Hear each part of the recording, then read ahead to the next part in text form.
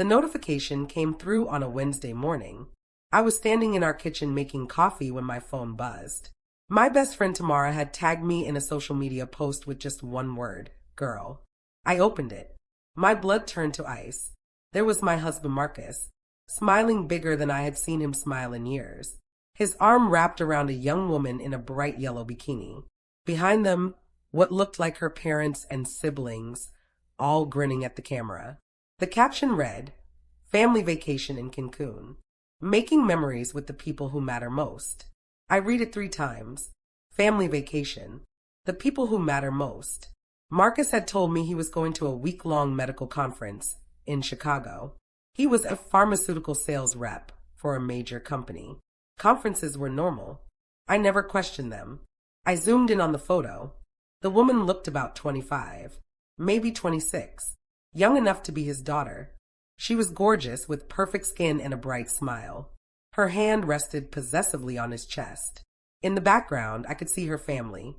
A mom, a dad, what looked like 2 younger siblings. He had taken his mistress and her entire family to Cancun, while telling me he was in Chicago for work. I sat down at the kitchen table. The coffee maker beeped. I ignored it. My hands were shaking. Not from sadness, from rage. We had been married for 12 years. 12 years of me managing everything while he traveled. 12 years of me keeping our home perfect, managing our investments, handling our rental properties.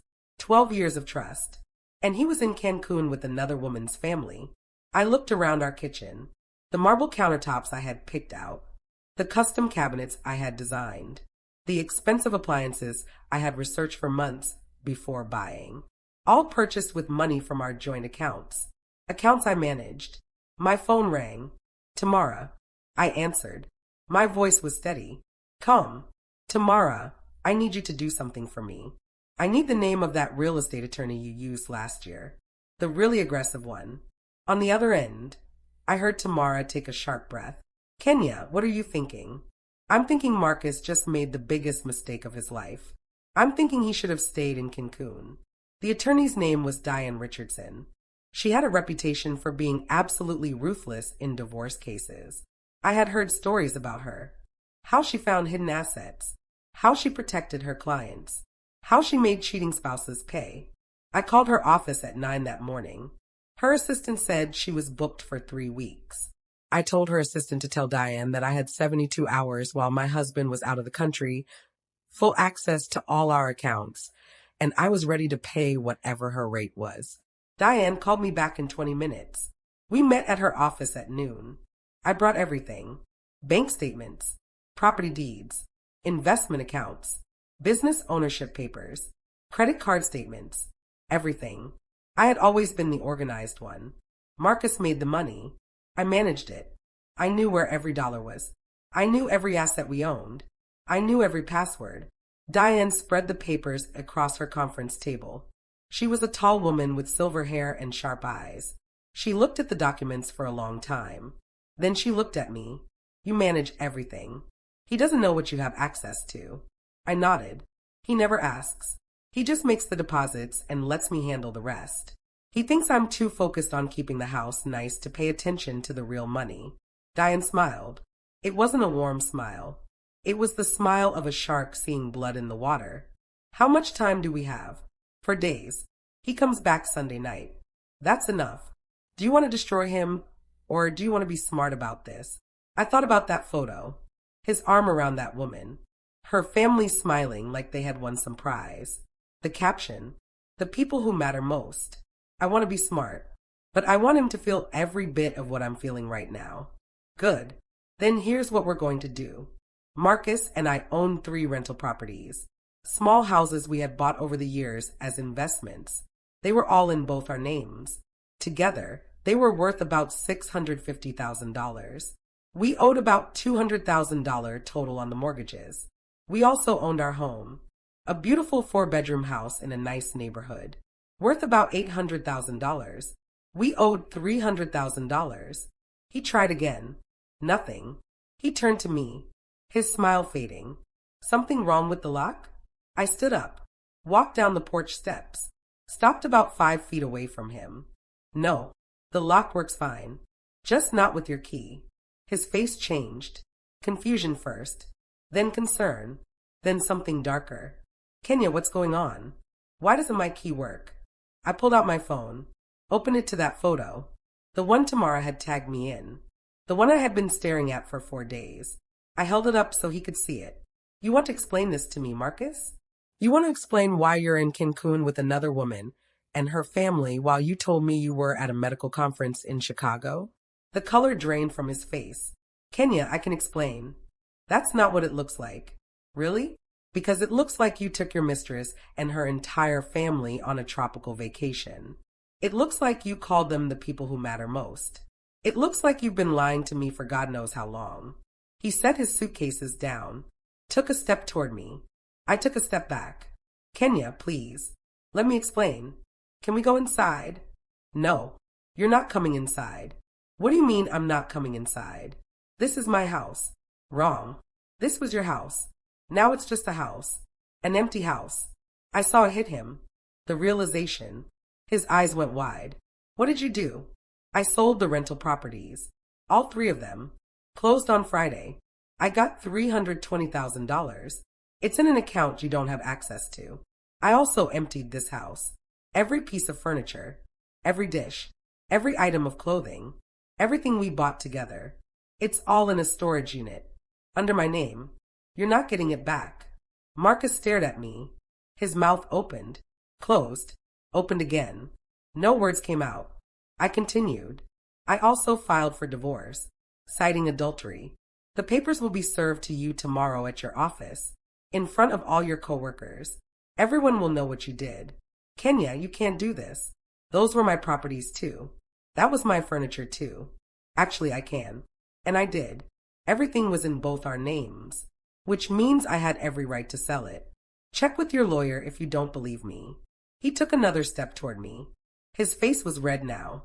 Angry. You're insane. You're out of your mind. You can't just sell our properties. You can't just take everything. I already did. While you were in Cancun with your girlfriend and her family, he grabbed his phone, started dialing. I assumed his lawyer, or maybe his bank. It didn't matter. I walked back to my car. It was parked on the street. I had packed it with my essentials, everything I needed for the next few weeks. Before I got in, I turned back to him. He was yelling into his phone, probably confirming that yes, the properties were sold. Yes, the accounts were empty. Yes, his wife had actually done what she said she did. I called out to him. Oh, Marcus? One more thing. Your girlfriend? The one in the yellow bikini? I did some research. Her name is Jasmine. She's 26.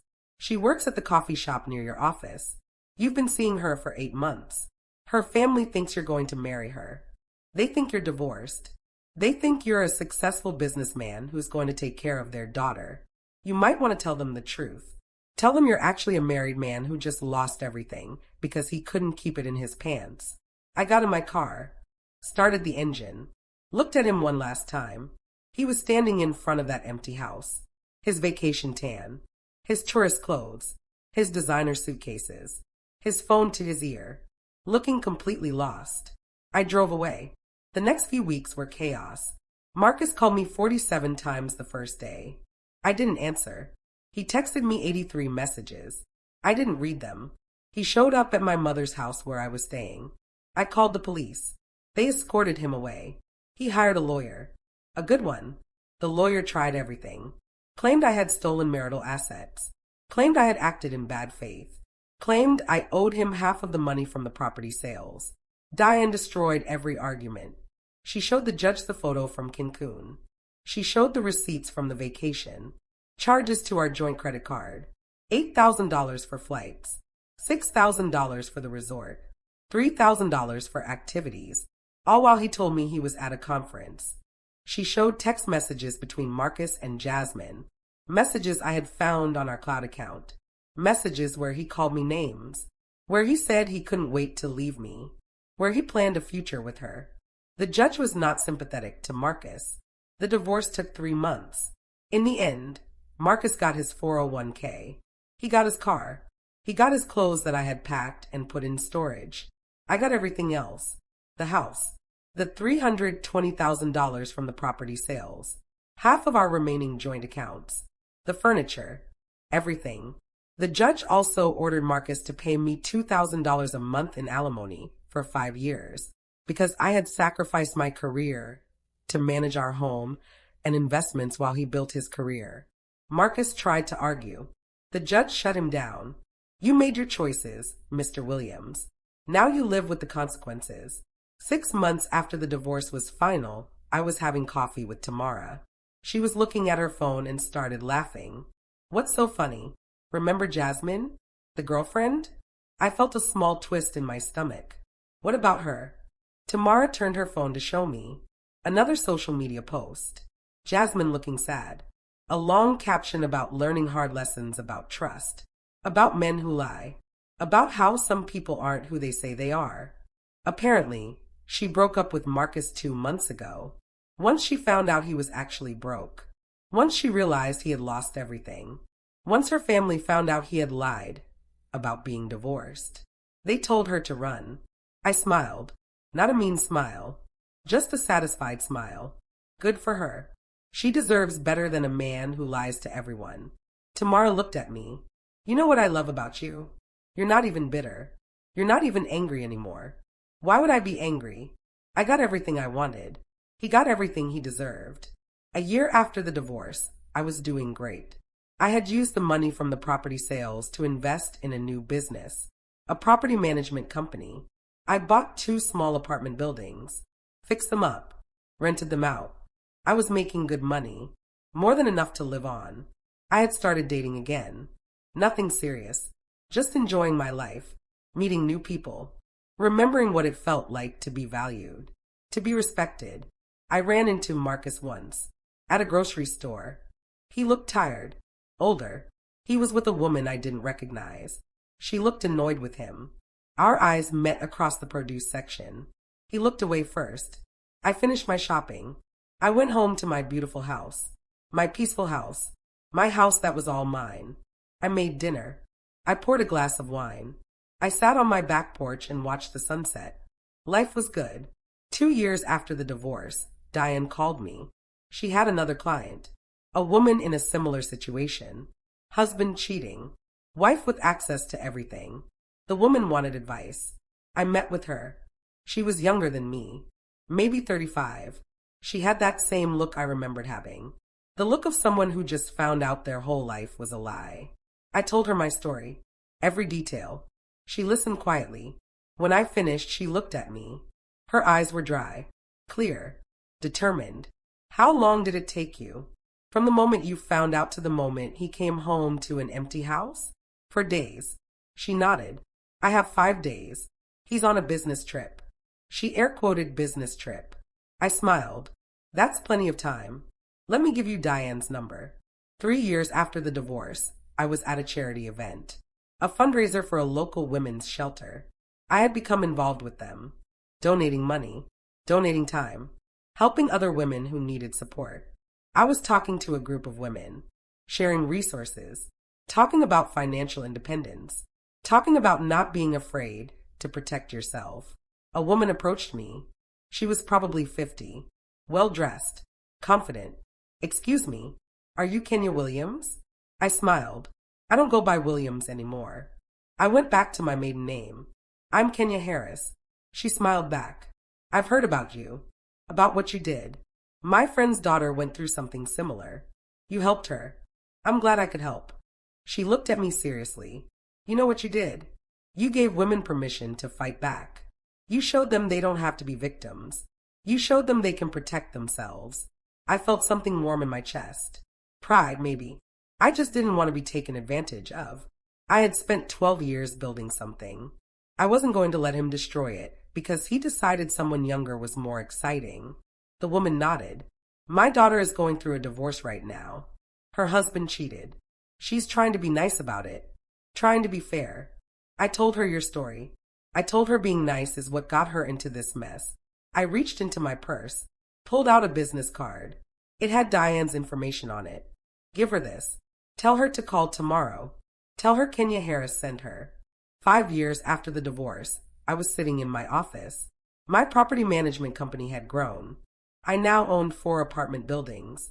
I had 6 employees. I was doing well. My phone rang. Unknown number. I almost didn't answer, but something made me pick up. Hello, Kenya? It's Marcus. I froze. 5 years. 5 years, and he was calling me. I took a breath. What do you want, Marcus? Silence on the other end. Then, I wanted to apologize. For everything. For what I did. For how I treated you. I leaned back in my chair. Okay. Apology heard. More silence. Then I messed up. I lost everything. I lost you. I lost the life we built. And for what? For someone who left the minute things got hard. I didn't say anything. He continued. I wanted you to know that I see it now. I see what I had. I see what I threw away. And I'm sorry. I thought about that for a moment. 5 years ago. Hearing him say that would have meant everything. Would have made me feel validated. Vindicated. Now it just felt like words. Marcus, I appreciate the apology. I do. But I don't need it. I stopped needing anything from you a long time ago. I know. I just wanted you to know. I'm glad you figured it out. I hope you learn from it. I hope you treat the next person better. There won't be a next person. I'm alone. I've been alone for 2 years. That's a choice you made. Just like the choice you made in Cancun. Just like the choice you made every time you lied to me. You made your choices. I made mine. I heard him take a shaky breath. You're right. You're absolutely right. Take care of yourself, Marcus. Kenya, wait. Can I ask you something? I sighed. What? Are you happy? Did all of this make you happy? I looked around my office, at the photos on my wall, my buildings, my employees, my success, the life I had built for myself, by myself. Yes, Marcus, I'm happy. Happier than I ever was with you. I hung up. 6 years after the divorce, I got married again. His name was David. He was a teacher. Kind, honest, faithful. He thought I was amazing. He told me every day. The wedding was small.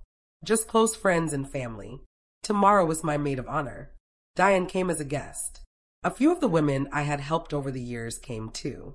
We didn't have a big reception. Just a nice dinner. Lots of laughter. Lots of joy. During the toasts, Tamara stood up. She raised her glass. To Kenya, the strongest woman I know. The woman who taught us all that you don't have to accept betrayal. You don't have to be nice when someone treats you like garbage. You can fight back. You can win. And you can build something beautiful on the other side. Everyone cheered. David squeezed my hand. He leaned over and whispered, I promise I will never give you a reason to sell all my stuff. I laughed. Good. Because I'm even better at it now than I was 6 years ago. 7 years after the divorce, I was featured in a business magazine. An article about female entrepreneurs. About women who built successful companies. About resilience. The reporter asked me, what's the secret to your success? I thought about it. About that day I saw the photo. About the 4 days I had to act. About the empty house. About Marcus standing there with his suitcases looking lost. I smiled. The secret is simple. Don't wait for permission to protect yourself. Don't wait for someone to save you. Don't be afraid to do what needs to be done. And most importantly, don't ever let anyone treat you like you're not valuable. Because you are. Your time is valuable. Your effort is valuable. Your trust is valuable. And if someone doesn't see that, show them the door. The article ran in the next issue. My phone didn't stop ringing for a week. Women calling, asking for advice, asking for help, asking for Diane's number. I helped every single one. 8 years after the divorce, I was sitting on my back porch. Same house. The house I fought for. The house that was mine. David was inside making dinner. I could hear him singing. Off key but happy. My phone buzzed. A message from a woman I had helped last year. She sent me a photo. Her standing in front of a new house. A house she bought herself. With money she protected from her cheating ex-husband. The message said, thank you for showing me I could do this. I'm free. I smiled. I typed back, you did this yourself. I just showed you it was possible. Another message came through. This one from Diane. She was retiring. After 30 years of fighting for women in divorce court. She wanted to have a dinner, to celebrate, to thank all the women who had fought back and won. I told her I would be there. I put my phone down. I looked at my house, my beautiful house, my sanctuary, the place where I rebuilt my life. I thought about Marcus, wondered where he was, what he was doing, if he ever figured out that he had everything and threw it all away for a vacation. Then I stopped thinking about him, because he didn't matter anymore.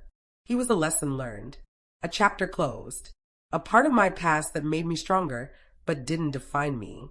David came outside. He handed me a glass of wine. He sat down next to me. "What are you thinking about?" I smiled. "Nothing important.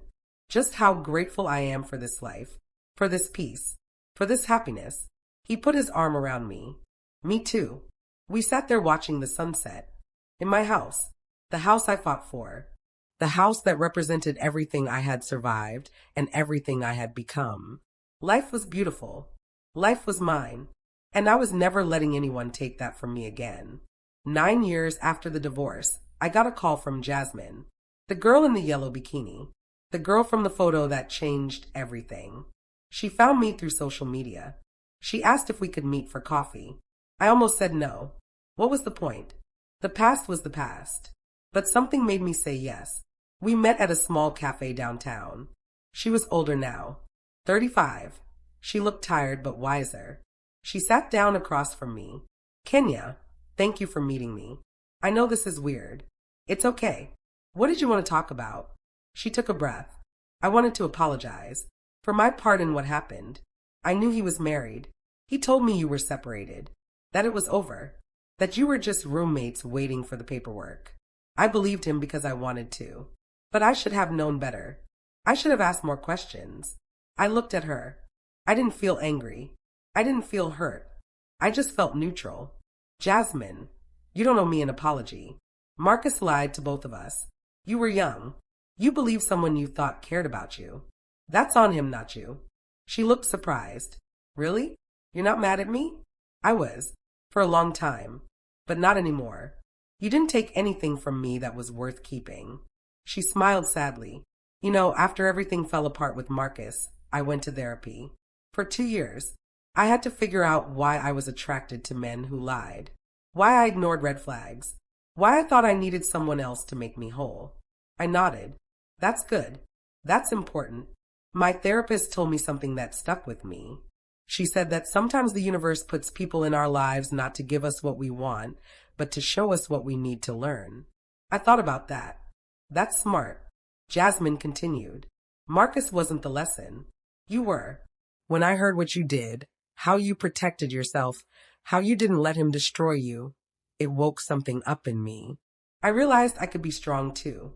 I could stand up for myself. I could stop accepting crumbs from men who saw me as disposable. I felt something shift in my chest. Warmth, maybe. Connection. "What are you doing now?" "I'm a social worker. I work with young women who are in abusive relationships. I help them find resources, find their strength, find their way out." I smiled. "That's beautiful, Jasmine. That's really beautiful." She smiled back. "I learned from the best." We talked for an hour. About life, about growth, about forgiveness, about how sometimes the worst things that happen to us become the catalyst for the best things in our lives. When we stood to leave, she hugged me. A real hug. Genuine. "Thank you, Kenya, for not hating me, for being an example of strength, for showing me what it looks like to value yourself. Thank you for reaching out, for doing the work, for turning your pain into purpose." We walked out together. 2 women who had been connected by one man's betrayal, now connected by our shared strength and growth. 10 years after the divorce, I was giving a talk at a women's business conference. The topic was about rebuilding after loss, about turning setbacks into comebacks. The room was packed, maybe 300 women, all ages, all backgrounds, all there to learn how to fight, how to survive, how to thrive. I told them my story, the whole story, the photo, the 4 days, the empty house, the look on Marcus's face. When I finished, the room was silent. Then one woman stood up and started clapping. Then another. Then another. Soon the whole room was standing, applauding. A young woman in the front row raised her hand. I called on her. How did you stay so calm? How did you not fall apart? I thought about that. The truth was, I did fall apart. Late at night when no one was watching. When the adrenaline wore off and the reality hit me. When I realized my marriage was over. When I mourned not Marcus but the life I thought I had. But I didn't let anyone see that. I didn't let Marcus see that. I showed him strength because that's what I needed to show myself. I told her, you don't have to be perfect. You don't have to never cry. You don't have to be strong every second. You just have to be strong when it counts. When you're making the decisions that will change your life. When you're protecting yourself. When you're fighting for what you deserve. In those moments, you find strength you didn't know you had. Another woman raised her hand. Do you regret it? Do you wish you had tried to work it out? No, not for 1 second. Because here's what I learned. Betrayal isn't just about what someone did. It's about what they showed you about who they are. Marcus showed me he was willing to lie to my face, to steal my time, to disrespect our marriage, to make me look foolish while he played happy family with someone else. That's not something you work out. That's something you walk away from. The questions continued for 30 minutes. Women wanting to know how to protect themselves, how to be brave, how to start over. I answered every question honestly. I told them the good parts and the hard parts. I told them about the nights I cried myself to sleep, about the moments I doubted myself, about the fear I felt about being alone. But I also told them about the freedom, about waking up and not having to wonder who he was with, about not having to pretend everything was fine, about building a life that was authentically mine. After the talk, women lined up to speak to me, to share their stories, to ask for advice, to thank me for being honest. One woman, probably in her 50s, grabbed my hand. She had tears in her eyes. My husband cheated on me 5 years ago. I stayed. I forgave him. I tried to make it work. He did it again last year. And I still stayed. Because I was scared. Scared of being alone. Scared of starting over. Scared of what people would think. She wiped her eyes. But hearing your story, I realize I'm not scared of being alone. I'm scared of wasting more years on someone who doesn't value me. I'm going home today and I'm calling a lawyer. I squeezed her hand. You deserve better. And you're going to be okay. Better than okay. You're going to be free. 11 years after the divorce, I wrote a book. It was called The 4-Day Decision: How I Took Back My Life After Betrayal. It wasn't a revenge manual. It wasn't about how to hurt people who hurt you. It was about how to protect yourself, how to value yourself, how to make hard decisions quickly when necessary, how to rebuild. The book became a bestseller, not because people wanted to learn how to destroy their exes, but because women saw themselves in my story. They saw their own struggles, their own strength, their own possibility. I went on a book tour, 30 cities in 3 months. In every city, women came. They brought their copies for me to sign. They told me their stories. They cried. They laughed. They thanked me. In Detroit, a woman told me she had left her abusive husband after reading my book. She said if I could sell 3 houses in 4 days, she could pack a bag and drive to her sister's house while he was at work. In Phoenix, a woman told me she finally reported her boss for sexual harassment after reading about how I documented everything. She said I taught her that having proof matters. In Seattle, a woman told me she started her own business after her husband told her she wasn't smart enough. She said I showed her that being underestimated can be your secret weapon. Every city, every story, every woman who found strength in my experience. It made everything I went through worth it. 12 years after the divorce, Marcus died. Heart attack. He was 52. His sister called to tell me. She thought I should know. I thanked her. Asked if there was anything I could do. She said no. The funeral would be small. Family only. I didn't go. David asked me if I wanted to talk about it. If I was okay. I told him the truth. I felt sad. Not for Marcus, but for the man he could have been. For the life we could have had if he had been honest. If he had been faithful. If he had valued what he had. But mostly I felt nothing. He was a part of my past. An important part. The part that taught me who I didn't want to be with. The part that taught me to protect myself. The part that taught me I was stronger than I thought. But he wasn't my present, and he wasn't my future. That belonged to me, to David, to the life we had built together, to the woman I had become. 13 years after the divorce, I was exactly where I wanted to be. I had my business, my marriage, my peace, my purpose. I still helped women who reached out. I still spoke at conferences. I still shared my story, not because I was proud of what Marcus did, but because I was proud of what I did in response. Life is full of moments that test us, moments where we have to decide who we are, what we'll accept, what we'll fight for. 13 years ago, I had one of those moments. I saw a photo that broke my heart, and I had 4 days to decide what to do about it. I could have fallen apart. I could have begged him to stay. I could have blamed myself. I could have made myself smaller to keep him. Instead, I stood up. I protected myself. I fought for what was mine. I showed him and everyone else that I was not someone you could discard.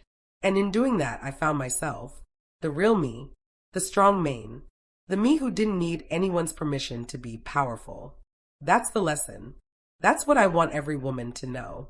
You are not what someone else made you. You are what you choose to be. And when someone treats you like you're disposable, you have a choice. You can accept it, or you can show them exactly what they lost. I chose to show them, and I've never regretted it. Not for one single day. Did you like this story? Let me know in the comments which city you're listening from. If this story touched you, if you felt the strength in Kenya's journey, please support me by liking this video and subscribing to my channel. Your support helps me bring more stories like this. Thank you for watching. On the screen, you'll see 2 more powerful revenge stories I know you'll love. Don't forget to subscribe.